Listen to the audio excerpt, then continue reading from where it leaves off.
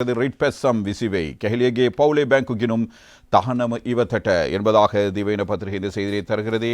இதரத்தில் லங்காதீப பத்திரிகையில் கோட்டி දහයක දේපල තහනම කෙහෙලිය පවුලේ පැත්සම් තුනක විසිකරයි මහාධිකරණ නියෝගය பல ரහිත කිරීමේ ඉල්ලීම ඉවතට என்பதுவே அந்த தலைப்புச் செய்தியாக அமைகிறது. கெஹலிய பவுலே வாத்கம் தகனம் இவத்கரனை கலை இல்லீமை இவத்தட்டு என்பதாக மௌபிம பத்திரிகையும் இந்த செய்திக்கு தலைப்பிட்டிருக்கிறது. எனவே கெஹலிய ரம்புக்குவல்ல அண்மை காலமாக பேசப்படுகிற மிகப்பெரிய ஊழல் சர்ச்சைகளுடன் சிக்கியிருக்கிற ஒருவர். அவர் மீதான குற்றச்சாட்டுகள் 1-2 அல்ல, மிக நீண்டது நெடியதாக தொடர்ந்து கொண்டிருக்கிற நிலையில் இப்பொழுது கெஹலியவின் குடும்பத்தினரால் தாக்கல் செய்யப்பட்டிருக்கிற மனு குறித்தான செய்திகள் இவ்வாறு தரப்படுகின்றன. கெஹலியவினுடைய மனைவி, மகள், மருமகன் ஆகிய மூவரும் தாக்கல் செய்த 3 ரிட் மனுக்கள் இவ்வாறு தள்ளுபடி செய்யப்பட்டிருக்கிறது என்பதுவே இந்த முக்கியமான தகவலாக அமைந்திருக்கிறது. இது குறித்து நாங்கள் விரிவாக பார்க்கலாம். லஞ்ச ஊழல் விசாரணை ஆணைக்குழுவின் விசாரணைகளுக்காக முன்னாள் அமைச்சர் கேலி ரம்புக்குவல்லவின் குடும்ப உறுப்பினர்களின் சொத்துக்களை முடக்க கொழும்பு மேல்நீதிமன்றம் பிறப்பித்த உத்தரவை ரத்து செய்ய கோரி தாக்கல் செய்யப்பட்ட 3 எழுத்தான அதாவது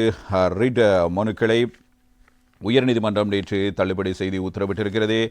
மனு தொடர்பிலான அடிப்படை விடயங்களை பரிசீலித்த பின்னர் நீதியரசர்களான சம்பத் அபேகுன் மற்றும் பிரியந்த பெர்னாண்டோ ஆகியோரின் இடக்கத்துடன் நீதியரசர் ஜனக் டி சில்வா மனுக்களை தள்ளுபடி செய்வதாக அறிவித்திருக்கிறார். முன்னாள் அமைச்சர் கேலி ரம்புக்குவல்லவின் மனைவி குசும் பிரியதர்ஷினி எபா விஹேன, மகள் சந்துலா ரம்புக்குவல்ல மற்றும் மருமகன் இசுரு புலசி பண்டார பொல்கஸ்தனி ஆகியோரால் தாக்கல் செய்யப்பட்ட 3 மனுக்களை இவ்வாறு உயர்நீதிமன்றத்தால் தள்ளுபடி செய்யப்பட்டிருக்கிறது.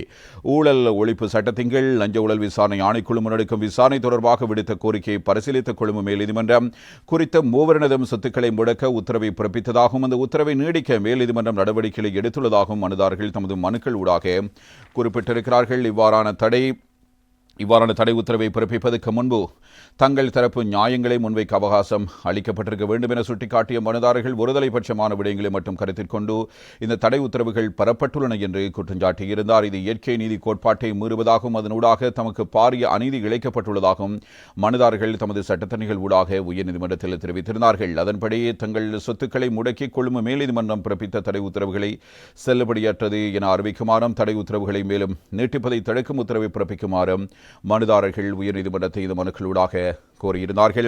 இதனையடுத்து விடயங்களை பரிசீலித்த நீதியரசர் குழாமின் ஏகோபித்த தீர்மானத்தை அறிவித்த நீதியரசர் ஜனக் டி சில்வா ஊழல் தடுப்பு சட்டத்தின் கீழ் இதுபோன்ற சொத்து முடக்க உத்தரவுகளை பெறுவதற்கு லஞ்ச ஊழல் விசாரணை ஆணைக்குழுவுக்கு சட்டபூர்வ அதிகாரம் உள்ளது என்று குறிப்பிட்டிருக்கிறார். முறைப்பாட்டின் தன்மையை கருத்தில் கொண்டு போதுமான சான்றுகள் இருப்பினும் அத்தகைய முடக்க உத்தரவுகளை பெற லஞ்ச ஊழல் விசாரணை ஆணைக்குழுவுக்கு அதிகாரம் உள்ளது என்றும் அத்தகைய உத்தரவை பிறப்பிப்பதற்கு முன்பு குற்றஞ்சாட்டப்படும் தரப்பை விசாரிக்க வேண்டிய அவசியமில்லை என்றும் நீதியரசர் ஜனக் டி சில்வா இவ்வாறு தெரிவித்திருக்கிறார். அதன்படி மனுதாரர்கள் வழக்குனனை கொண்டு செல்வதற்கான அடிப்படை விடயங்களை உள்ளடக்கி மனுக்களை சமர்ப்பிக்கவில்லை என தீர்மானிப்பதாகவும் அதனால் மனுக்களை தள்ளுபடி செய்வதாகவும் நீதியரசர் ஜனக் டி சில்வாவினால் இவ்வாறு அறிவிக்கப்பட்டிருக்கிறது.